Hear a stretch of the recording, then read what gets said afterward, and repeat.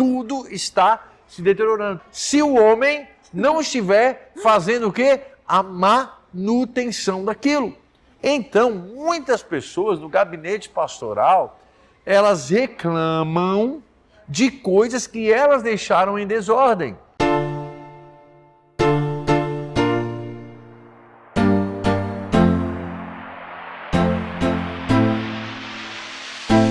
Fala, gente! Mais um Teste a Teste Café começando, mais um Teste a Teste temático para abençoar a sua vida e também para a gente poder discutir aqui fé com o cotidiano, fé e as tuas dúvidas. E vamos embora lá. Bem-vindo, pastor Diego Matos. Amém. Antes de dar bem-vindo, eu quero dizer, pro pessoal que ainda não se inscreveu, é a primeira vez tu aqui no canal, se inscreva para que você não perca. Toda quarta-feira, 10h30 da noite, sai um novo episódio para que você seja edificado. E também, você que já é da casa, já curte, comenta e compartilha aí com alguém. Então vamos lá, hoje eu vou falar de um assunto bem tranquilinho pra ti. Tranquilo? Tranquilíssimo. Graças a Deus. Porque eu sou boazinha também, é? às vezes. Sim. Esse aqui tá bem fresco, tá bem legal. E eu acredito que tem uma importância que quem não conseguiu estar congregando na Igreja Compaixão ou não esteve no culto no dia, precisa ouvir e pode aqui repetir quantas vezes quiser e fique gravado. Ordem, pastor Diego. Ordem. Vamos falar sobre ordem. Nossa, que legal. Legal, né? Eu sabia que tu ia gostar, eu sabia que tu ia ficar feliz comigo. Pra gente ir pra casa feliz, saltitantes hoje.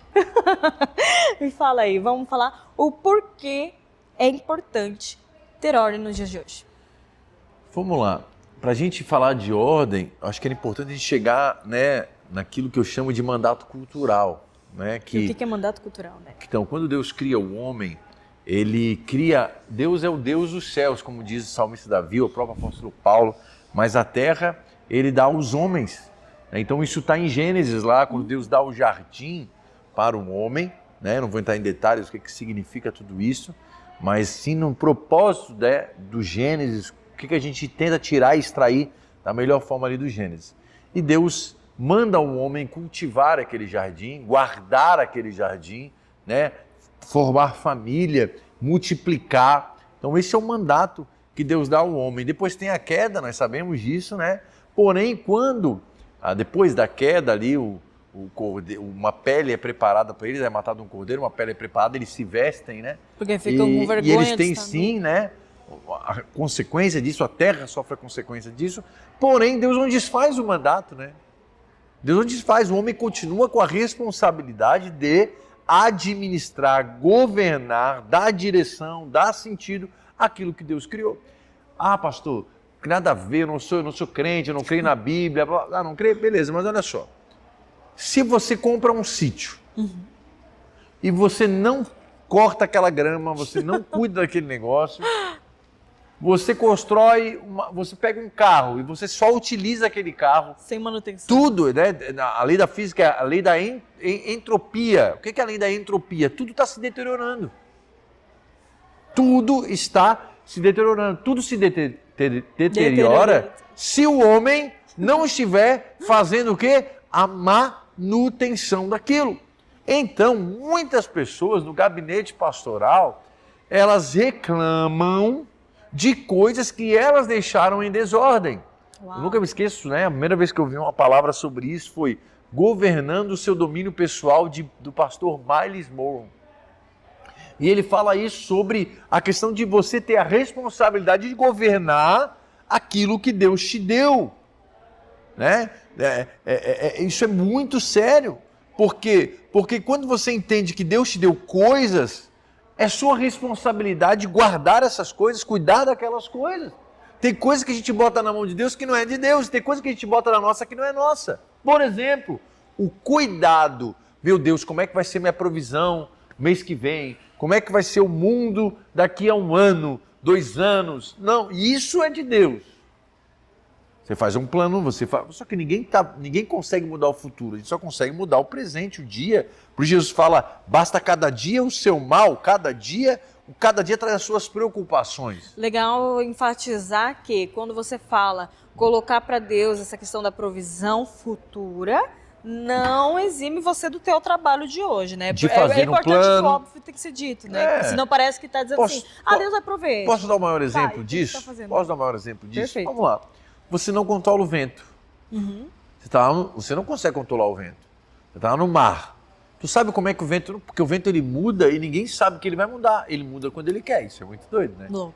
Porque quando Jesus fala lá do Espírito, né? Ele vai fazer como ele quer, ele vai soprar. Meu irmão, o Espírito é o Espírito.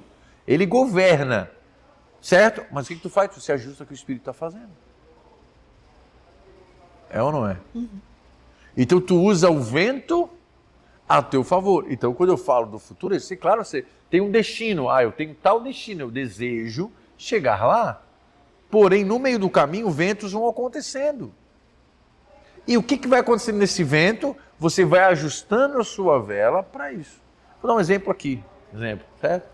Nossa, você está tão preocupado com a guerra mundial, você está tão preocupado com o que está acontecendo. Ok, beleza. A gente chama isso de macroeconomia, né? Os homens aí vão entender o que eu estou falando. Macroeconomia, ok? Por que só os homens? Porque, pode ser as mulheres também, mas os homens que gostam de estudar essa parte de investimento. A macroeconomia está acontecendo. Tu tem controle sobre a macroeconomia? Não, o Trump faz uma guerra lá, já era. Então, esse sentido é o vento. Tu não tem controle sobre isso. Agora, aquilo que acontece vai te dando oportunidades no meio do caminho para você se adequar. Então, é isso que Deus está falando. Então, essa questão do controle total, você não tem.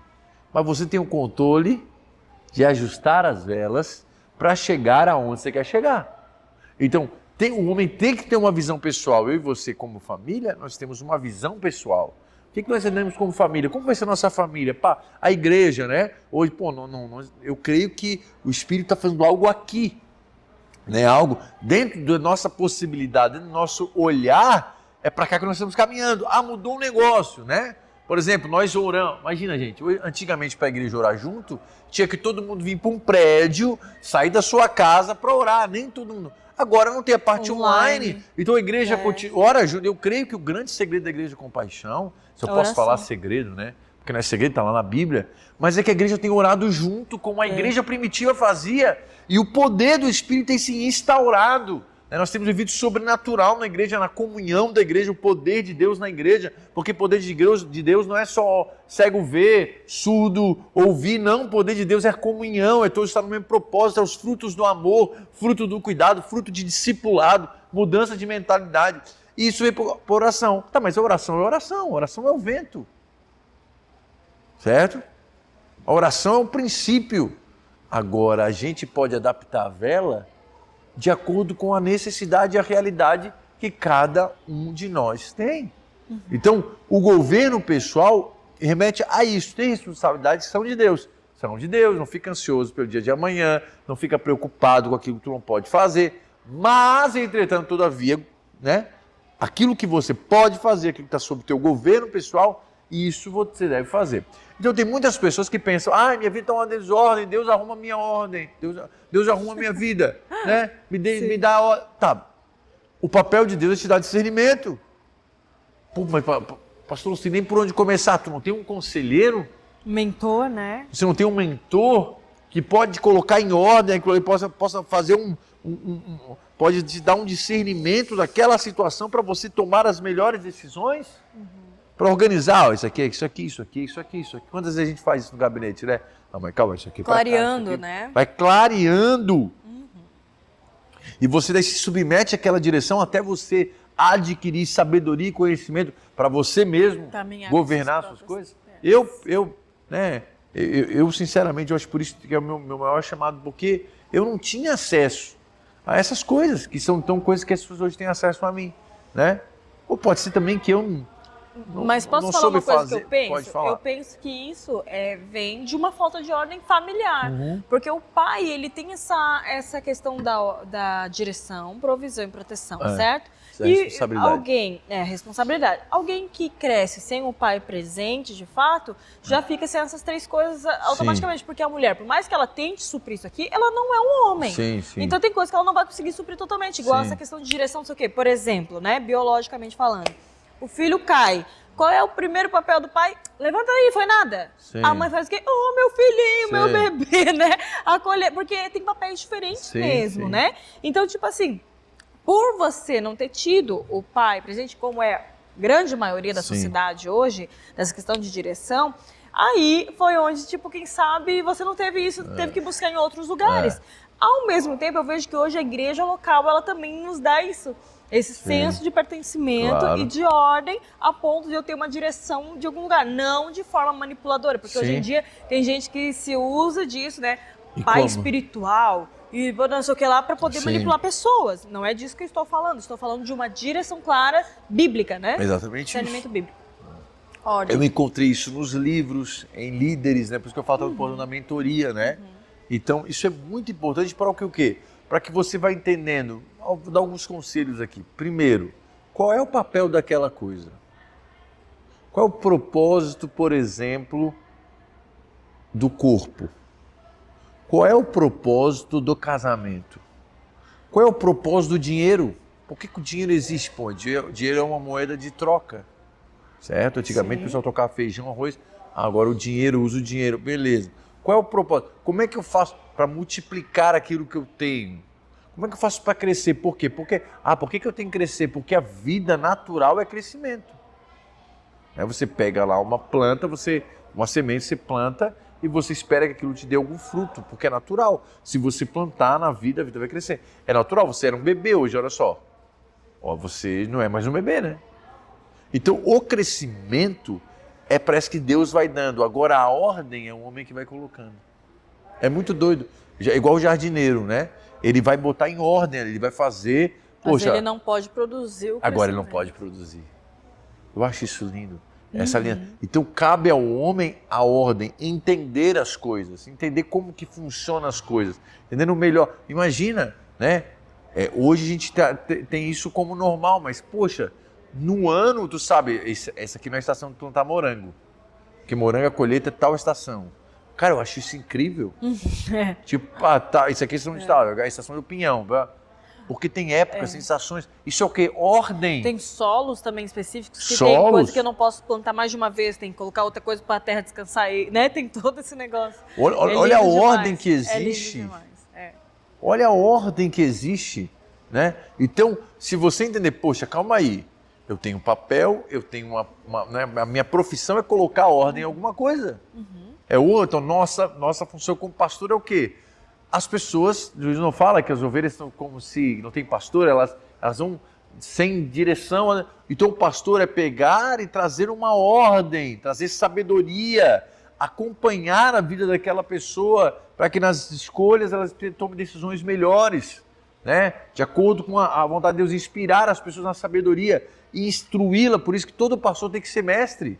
Nem todo mestre é um pastor, mas todo pastor ele precisa ter o dom do ensino. Porque o pastor, ele explica na linguagem das pessoas a Bíblia. Então, isso é muito importante, né? Se todo mundo soubesse ler a Bíblia e interpretar, não precisava de pastor, né? É até legal dar aquele exemplo do etíope, né? Que estava lendo Isaías. Eu acho muito legal essa passagem. E ele não está entendendo nada. Daí Filipe vai lá, né? Filipe vai lá e pergunta, tu tá entendendo o que tu lê? Dele, como é que eu vou entender se não tem quem explique, né? E nisso ele explica a passagem. Então, tipo, isso é muito legal. Isso quebra aquela questão do Espírito Santo. O Espírito Santo me revelou, baba. Mas calma aí.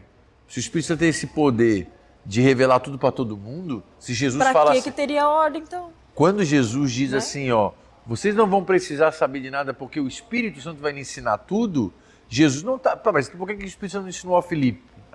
Ao etíope? Não, mas não é isso que Jesus está dizendo ali, né? Ele está dizendo que o Espírito Santo vai fazer ele lembrar daquilo que foi falado. Olha como é diferente. Não, o Espírito Santo vai ensinar. Não. O Espírito Santo vai lembrar aquilo que alguém te ensinou. Cara, é totalmente diferente. É outra questão. Então, aquele que ensina é igual a questão do evangelista. Deus escolheu a humanidade, sim, mas o evangelista vai ser boca de Deus que escolheu. O Espírito está falando através de quem? Através da boca dos evangelistas. Aqui vão anunciando, que vão na rua, vão lá, vão cá, vão lá, vão anunciando, proclamando, Jesus é o Senhor, há um novo reino, há um novo rei, venham, entendam, mudem, se arrependam, é o evangelista. Aí o pastor vem o quê? O pastor vem ensinar o que significa esse reino. Vem dar o passo, vai acompanhar o processo dessa pessoa no reino de Deus. Então tem que ter o evangelista, tem que ter o pastor, e o Espírito Santo é que está fazendo tudo isso. Mas o pastor tem que saber o papel dele, a ordem, o evangelista a ordem. Nós como igreja temos o corpo cada um tem uma função, e tem por que ter isso uma ordem. Claro. Se tem uma coisa que tem que ter ordem, é o corpo. Se o dedo quiser fazer o papel da barriga, não vai dar certo, né? Então, Vamos lá. Poxa, tu usou um exemplo agora legal, que eu posso né? pegar Legal, maravilhoso, ó. Vamos lá. Tem coisas que tu não controla. Perfeito. O teu coração batendo agora, tu não controla. Não. Ele está batendo. E se parar também, não Tu controla. não controla. Sim. Mas tu controla obesidade ou não.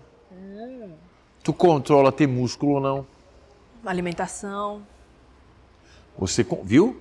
Então até o teu corpo físico é um grande exemplo de ordem. Tem coisas que é dom. O que é dom? Presente. Vida é um dom. Coração batendo. Tá respirando? Dom. Tu não pode fazer. Por isso que Jesus fala assim, tu não pode acrescentar um dia à tua vida, mano. Que a gente se preocupar tanto. Quando tá escrito, acabou. Mas é o seguinte, como tu vive... Isso tu pode. Isso tu pode. Isso é como ordem. tu viver. Oi? Legal, Isso é ordem, legal, né? O como é ordem. Sim. Então, gente, essa aqui é a grande diferença. Por exemplo, vou dar um exemplo nossa, agora eu vou dar um exemplo assim, bem Horrível. difícil, bem complexo. Complexo? Vamos lá. Por exemplo, Deus deu a libido.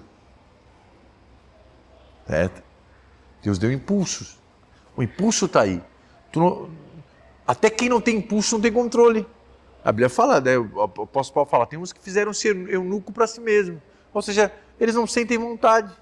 Tem uns que outros fizeram eunuco. Na época, ela cortava o órgão genital, porque o cara era escravo de guerra, para não engravidar a mulher e tal, e não saber quem era o filho, eles cortavam lá o órgão genital para que ele fosse eunuco, para que ele fosse administrador daquela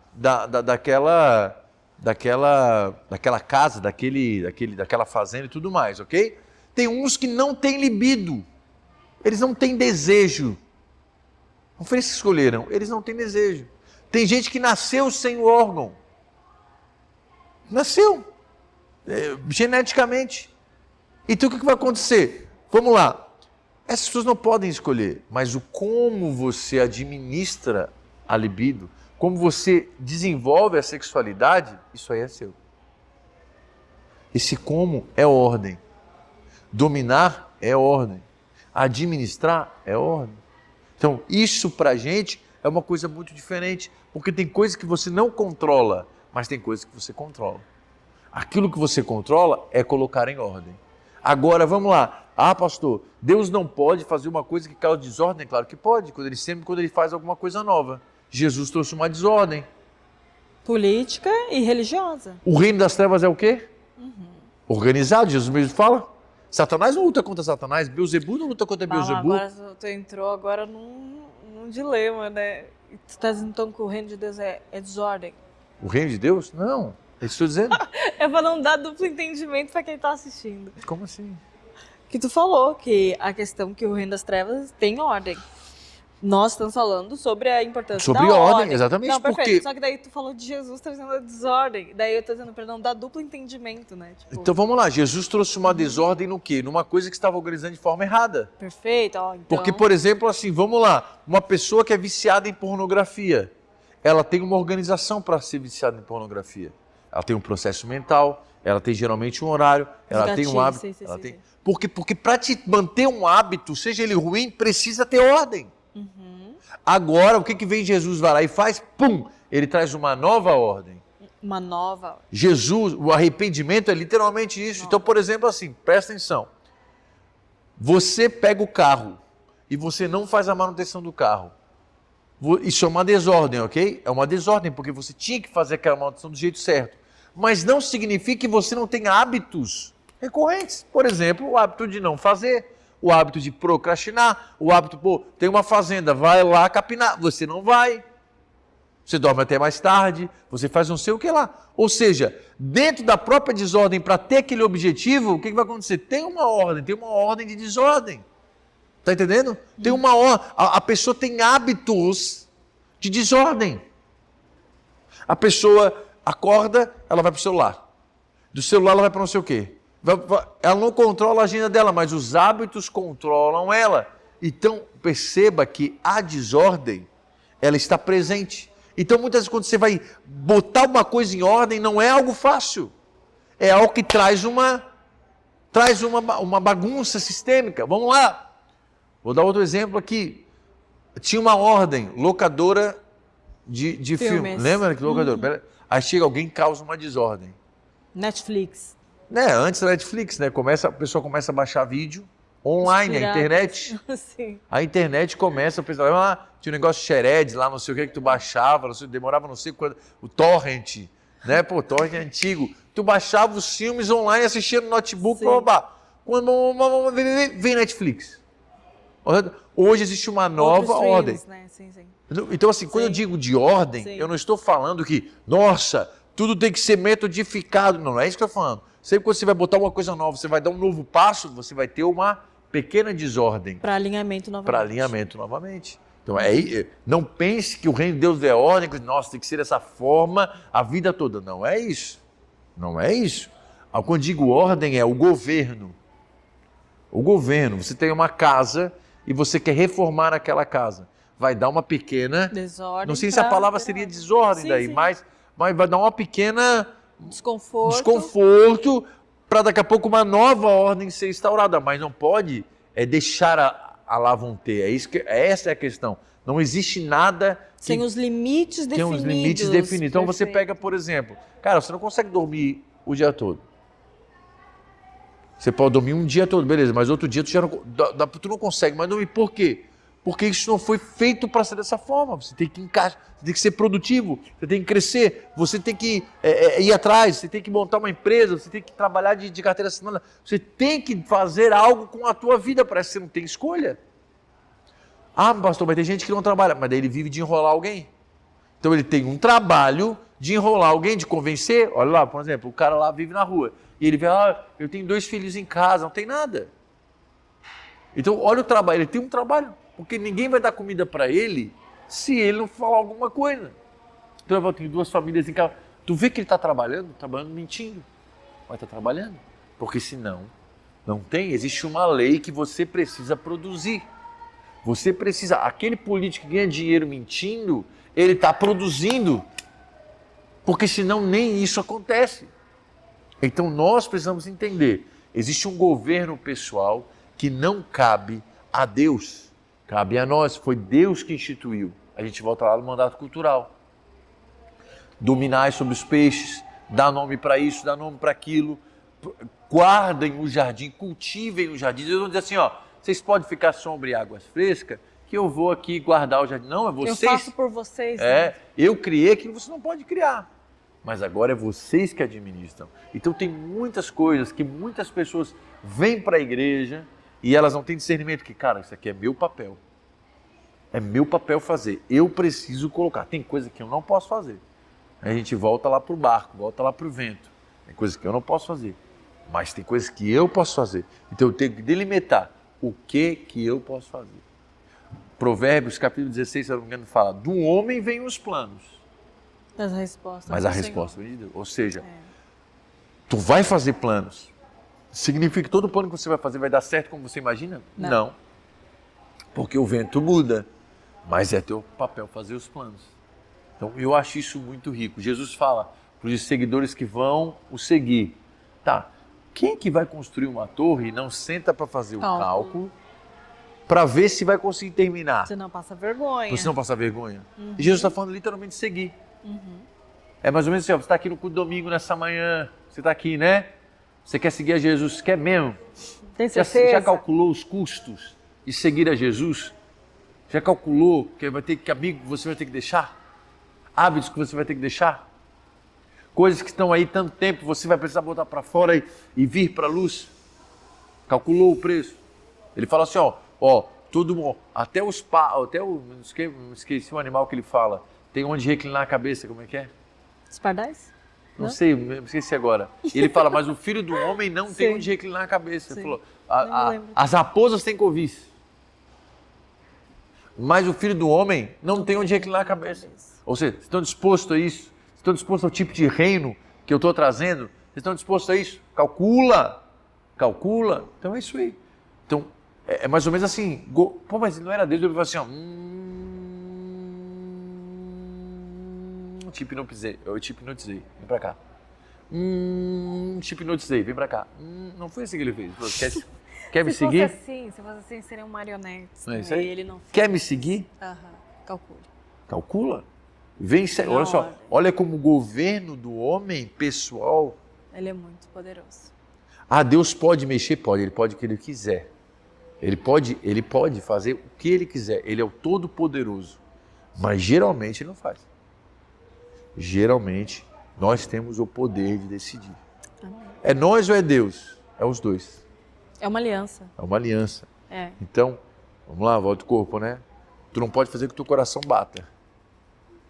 Se tu não tem controle. Uma hora pode, mas o como tu vive, se você vai ter saúde, se você vai viver saudável, se você vai caminhar, aí você tem controle. Fazer manutenção, fazer exame, quanto tempo faz que não faz. É isso aí. Amém? Amém. Espero que você tenha gostado, espero que essa palestra sobre ordem aí tenha desmistificado um pouquinho daquilo, né? Quem sabe um dia a gente pode especificar que tipos de ordens que temos na vida. Quem sabe a gente pode falar um dia sobre isso. Sobre os papéis, né? Os papéis mais definidos, mas que você possa... Se você ficou com dúvida ainda, coloca aqui embaixo pra gente saber. E aqueles que gostaram também desse seu comentário pra gente saber também. Tá bom? Obrigada aos nossos patrocinadores, obrigada a você por assistir até aqui e até o próximo Tete a Tete. Deus abençoe você.